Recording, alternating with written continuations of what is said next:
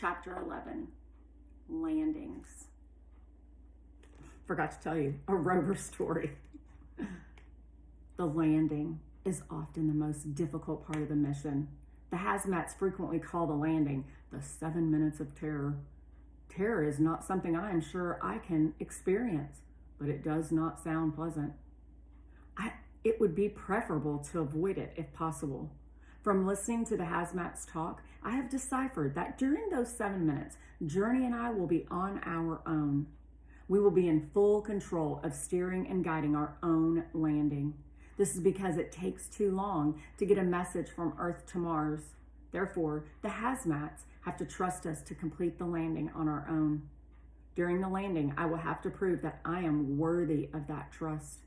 Raina spends a lot of time running numbers and simulating about how I will land.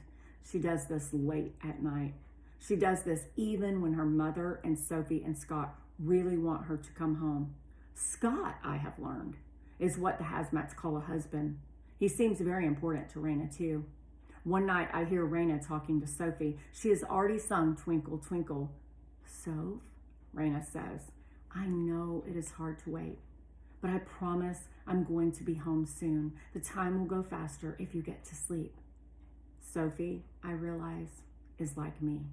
She does not like to wait. Good night, love bug. I love you to the moon and back, Raina says in her fuzzy voice, the voice she only uses when she talks to Sophie, and hangs up the phone. She goes back to trying to figure out the calculations to ensure that I have a safe landing. Even if Journey says want is not in our programming, I want to land.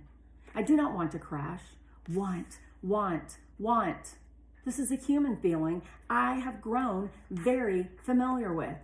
A rover who is worth it will not crash. I don't want to crash.